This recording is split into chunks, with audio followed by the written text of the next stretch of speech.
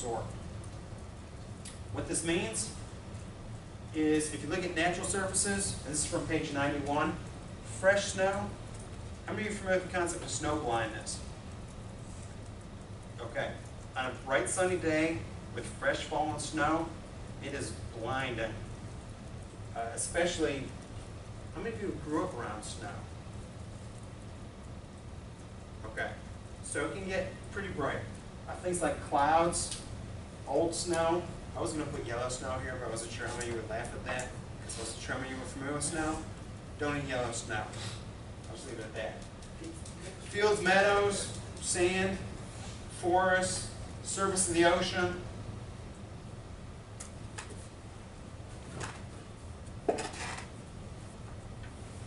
So in terms of surface material, what's the issue with concrete in general? It gets hot.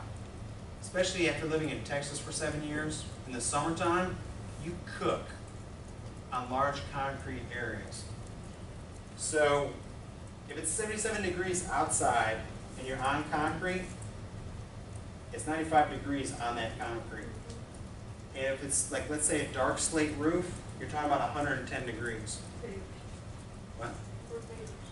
Right, favors. So depending on the surface material that you use, that can have an impact on that surrounding environment. I talked about slope 2 weeks ago, the revenge of high school math. And the thing to keep in mind here is topography as it relates to sun and air. Generally speaking, what's the furthest north you've ever been? Anyone? New York.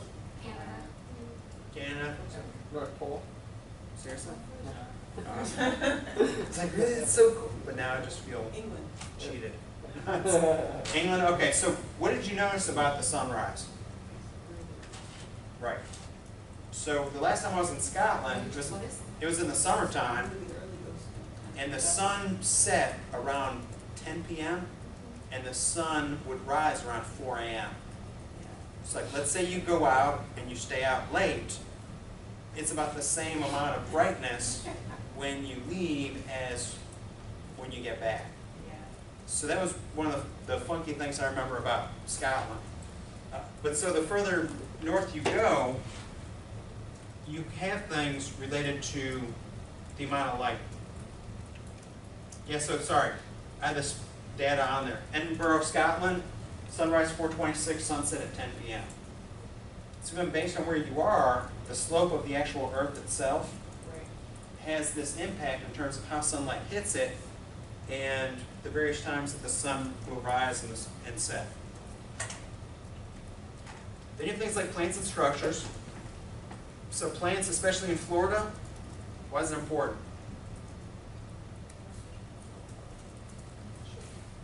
We have 4 seasons of growing stuff. So yeah, part of it is shade, but the other part of it is that stuff here grows year-round.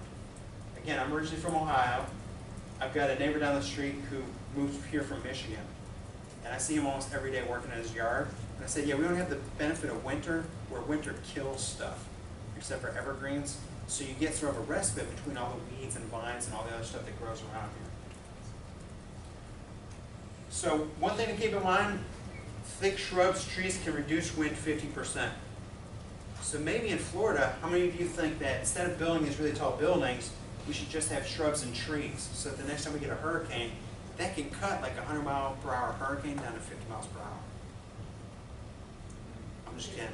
Technically, that's what that math would say, but in reality, a 100-mile-per-hour hurricane is going to take out a lot of those trees and shrubs. Of course, it's going to take out a lot of buildings too. So, wetlands can also absorb and soften the blow from things like storm surge. So they've done some studies on that. More plants can be cooler, but can also result in a more humid microclimate. So it's nicer, but you might be sweating just as much as if the plants weren't there.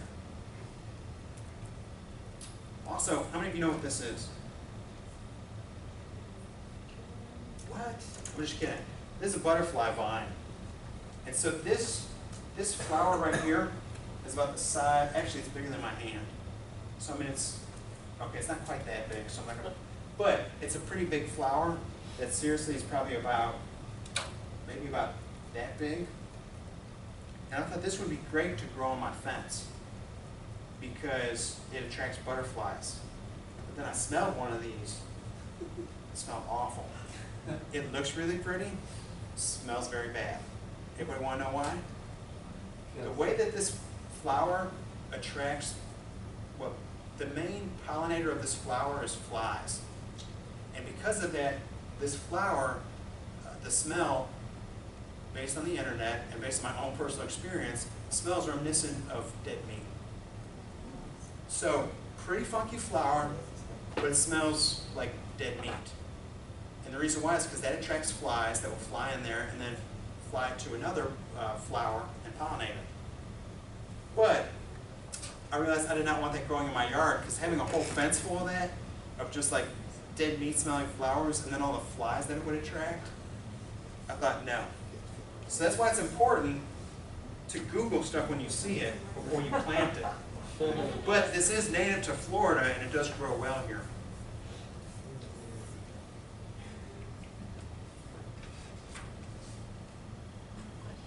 What's my point in this? Anybody know what my point was in this? Take a look at where the trees are, take a look at where the street is. Trees, street, trees, street. Let's put it like this. 10 years ago, there were twice as many trees on this street. Also, I couldn't find any really good like fall or spring or summer pictures, so you get the winter one with the naked trees. But the issue is that, what's underneath the streets? Roots. So you have the roots from the trees. What else is under streets? Like right in the corner of the streets, what goes underneath them? Drainage, right. Drainage and a bunch of other infrastructure. So when you have mature trees like this, their root systems grow into that sewer, in water, in drainage, and everything else. So the issue is that over time, if you have to replace that sewer, by the time you have to replace this because the roots of the tree is growing in it. Another issue with these nice mature trees is that they also start pushing up the sidewalk and break the concrete block in the sidewalk. So over time you have to keep replacing that too. If you cut back the root system of the tree, you might end up cutting the wrong roots and end up killing that tree. But to another extent, you might have to kill that tree anyway to fix the sewer. So it's an issue because people say, well, plant trees because that's great because they provide shade. But if you don't know the right tree to plant, it can cause a lot of issues. There's a street in Dania Beach that's a residential street. I can't remember the exact number of it, but they wanted to make it look nicer when you drive down the street. So they planted the same type of tree all along both sides of the street. When they planted this tree, what they didn't really pay attention to was how tall the tree grew and the fact that they planted these trees right underneath power lines. So you've got this issue where if you don't consistently cut the trees, they're going to end up messing up the power lines. But if you cut these trees too much, they'll die because of certain characteristics related to the tree. So you can't over cut them because it'll kill the tree anyway. But if you don't do that, then you're going to have a bunch of angry people without power. So the idea is that if the vision doesn't match up with the reality of what you're trying to do, you're going to run into issues like that.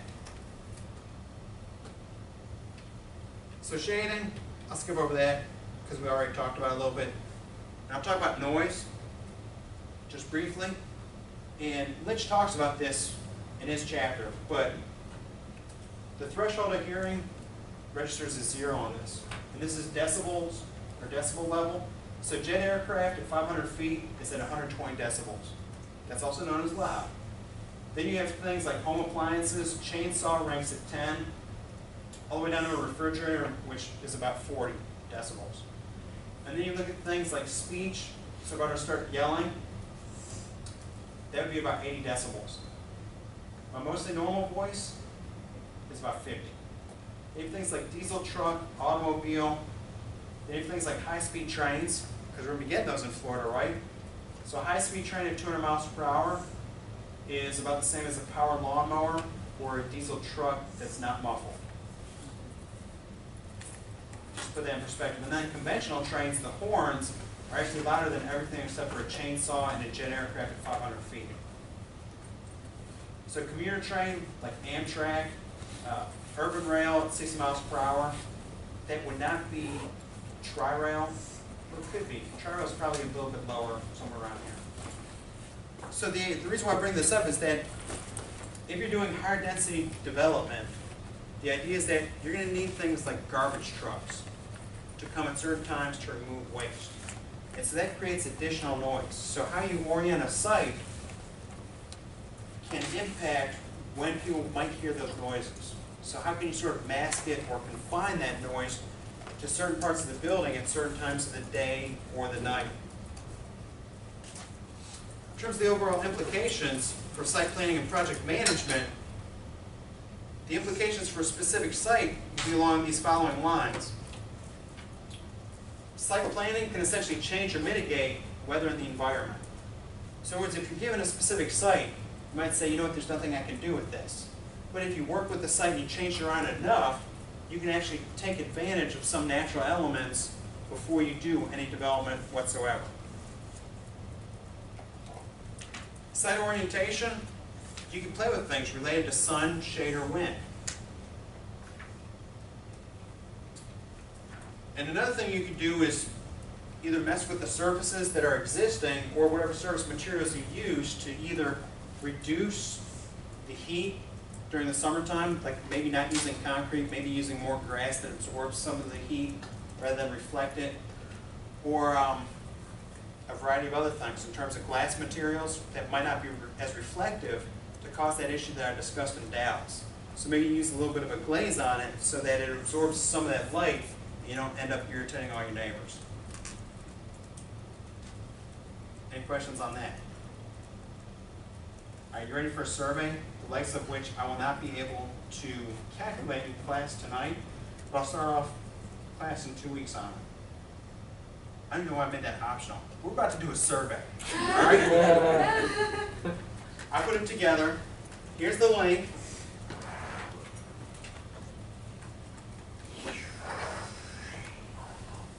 And this one, to give you some background, the idea is this. I'm going to show you some pictures. I think like 700 pictures.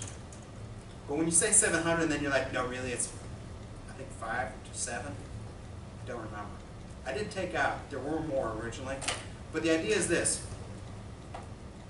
There was a study that was done of people that had elementary school age children that asked them what types of environments would they be interested in having in their neighborhood if they didn't already have it, or if they did have it in their neighborhood, how often did they use it? And the idea was more or less, can we have active living environments that will increase the activity of children, ideally to minimize or decrease the incidence of childhood diabetes in the United States. So in other words, can you develop real estate in such a way that people would be more willing to use it based on their perceptions of what they would like to do? So, in terms of like, if they had a sidewalk, well, a lot of people want sidewalks, and a lot of you probably have sidewalks, but some people don't. And so if you have a sidewalk, would you actually use it?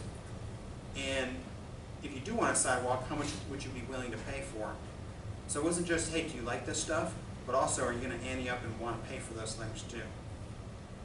So for the most part, people want to see a lot of stuff, and they want to pay for nothing, right? What part was it referring to? What?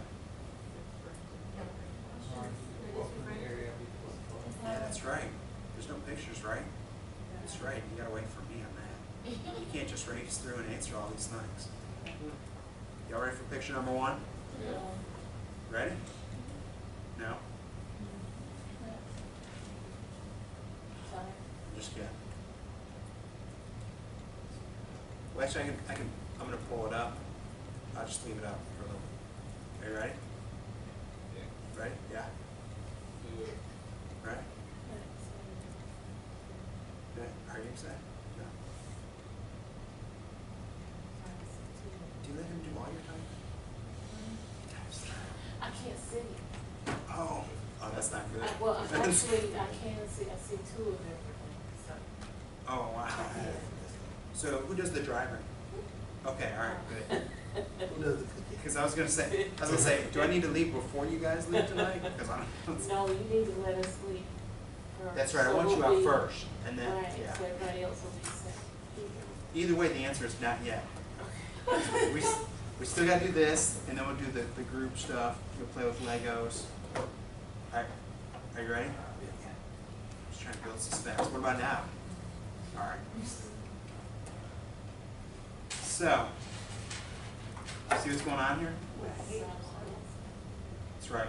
So the first one, if you take a look, and the pictures that you're going to see on the left are all existing pictures.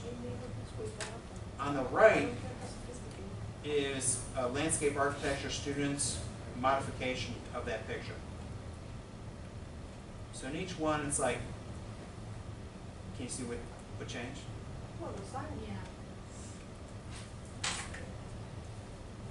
And so that series of questions is more or less before, after.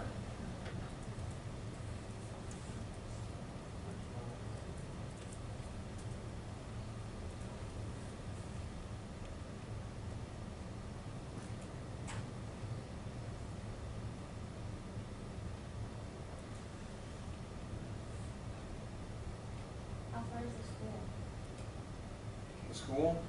All the schools in this case were, I think, within a quarter of a mile. And actually, the only ones with the schools, I think I only asked that in the first series of questions, because that was actually how the survey was administered. And then it gets a little bit simpler after that. Because the first series of questions, I think there's 7 questions, and the first set has to do with kids. The second set has to do with, would you use it? How much would you be willing to pay? After that, it's more, would you be willing to use it? And how much would you be willing to pay?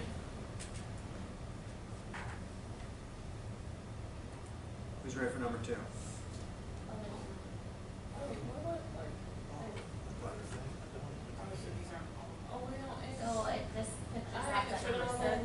You just rank the survey. You go through 1 through 5? Yeah. Right. Wait, we answered what for this? 1 through 5. Okay, good. Okay. You what? I got gonna die.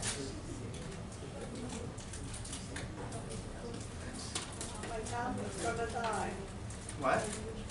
My child is gonna die. Uh-oh. Uh-oh. Okay. All right, ready? Here's the second one. See what we did here? Right. Whenever it's more of a buffer because you have the street and the sidewalk right next to each other. That's a sidewalk? And here, yeah, see, that's a big issue though. The idea here is that roughly a 3-foot grass buffer between the street and the sidewalk.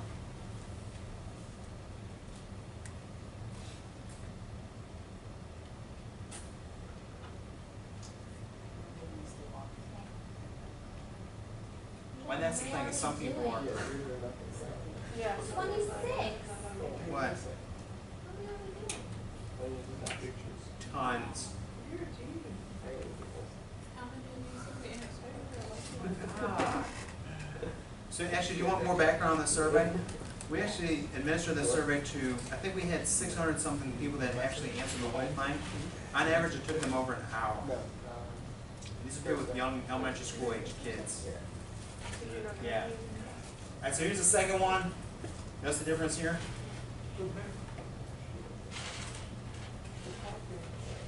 That's right.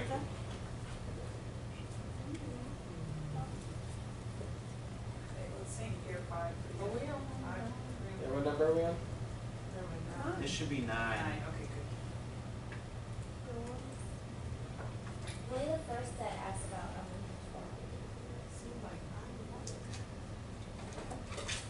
How many of you use park benches? Down here, I find most park benches are already occupied because it's somebody's home.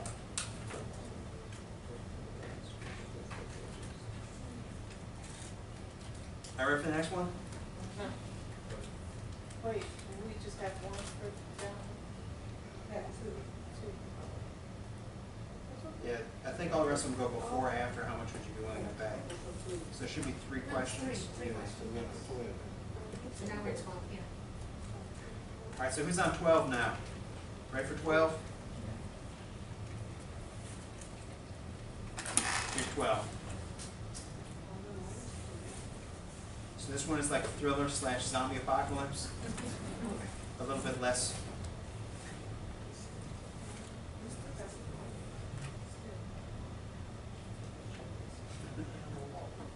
Wait, for the questions that are asking, like, how much are you willing to pay? Yes. 14 says contribution. Yeah, first of all, you're off. Second, Oh. is everybody in the community paying the same amount? Yes. Is that what we're assuming? Yes. Yeah, 14 says how much are you willing to pay to have the bench shift. Like, Oh. you're off. So I'm guessing it's really light, you just want us to switch it to light. Switch the word benches to light, right? Wait, Hang on. the first It's one. what it makes sense. Let me pull it up. I think we missed the tree one. Variables of light, so we're missing a picture, because the other Number question was how much 11. would you be willing to pay for the tree? Yeah, number 11 says. I see. So we're missing a picture.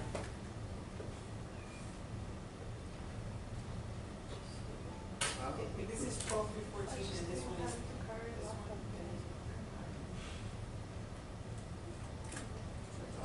Let's see. Sidewalk.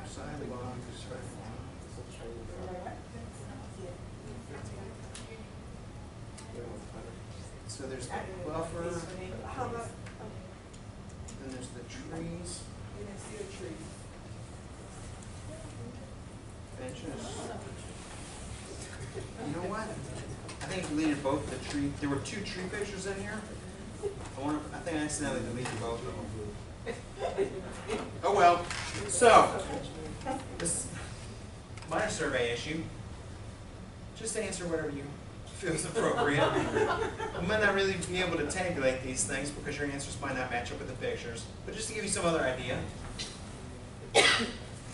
Now how many of you, so here's the before street, here's the after street. How many of you really care about a buffer in the middle of the street? I don't know. And they've done studies that if you have trees in the middle of the street, then your perception, most people's driving perception is that they'll slow down because they don't want to hit that tree. Whereas if you have open stuff like this, people will tend to speed because your line of sight, there's nothing really blocking it. So even though you might, 50 miles per hour on this street feels faster than 50 miles per hour on this street.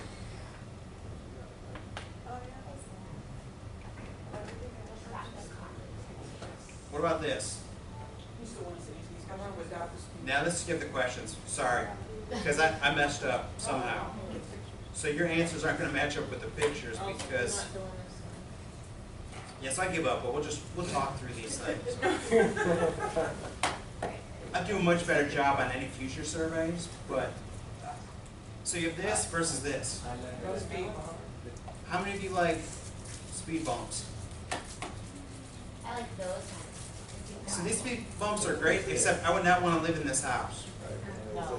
Because you hear people either slamming on their brakes or you hear people's cars hitting the pavement right after that speed bump because they're going too fast. Or you hear the undercarriage of the car smacking against that speed bump. Right. So it's like the same thing with red light cameras. Red light cameras tend to have a higher accident rate because people slam on their brakes. And you have a lot more people getting rear-ended. What about this? So the only difference is the fact that here you don't really have the painted crosswalks that you have here. Right. That's it. So here's the important thing to remember. I'm going to leave this up just to jog all your memories. That there's a midterm 2 weeks from today. Everybody's going to take it. You're going to enjoy it. Best experience of your lives. The end. And this is 1 through 8 in the next book. Yeah. But I'm going to focus more on 1 through 6. 1 through 6. But here's an important question I want to ask. Do you want to do the essay exam first, middle, or last? First. Probably last. First. Last, we'll get the lead once we finish. Uh, Oh, yeah, that's true. Yeah, How many do- questions? yeah, you know, we'll do it last. Yeah. At like, from like 9:30 to 10:30. Let's start at 8. Wait, you're lecturing first too? Are we Yeah. lecturing for that exam, or are we lecturing for the next exam? I think, Lecture. you know, let's focus on chapters 1 through 6. All essay, no multiple choice, right? Correct. 1 through 6. Because this book's a little fuzzy, so to do multiple choice, I think a lot of you would probably do worse. Everything he says is opposite of each other. Right. It's very old fashioned also. Yeah. I mean, he's old school. Right. But he's like the foundation for all the other people that talk about the same stuff now. But he is kind of vague in some respects. But, yeah. I mean, but again, if you think about what he says, it still holds true today. With the essay exam, is it supposed to be one question essay, or Is like it short what? multiple question essays? Now, I think I'll probably have 70 questions and have you answer 50, something like that. Essay. Oh yeah, there'll still be essay. But I haven't thought about the format. I just know it'll be essay exam, and you'll probably get to pick and choose. So like Monday, Tuesday. What's today? Tuesday. Like Thursday or Friday, He's not gonna give us the time. can you like let us know what to Yeah, like chapters 1 through 6. Can we have an optional essay or multiple choice? We tried that. No, we're just gonna do straight essay. Because the idea is this: think about what you know about real estate development. And again, part of it varies to some extent because some of you are just starting the program, some of you are about to graduate from the program. So that's why a lot of this essay exam is almost exclusively based on the book itself. So reading the first 6 chapters, think about the heading of each chapter.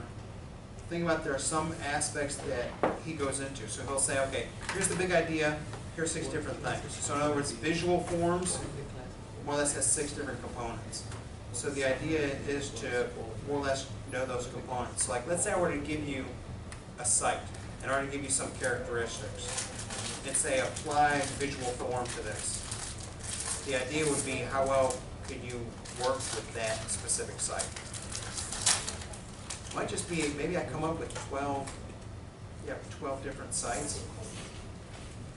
And then each one of you will get to respond to it in your own manner.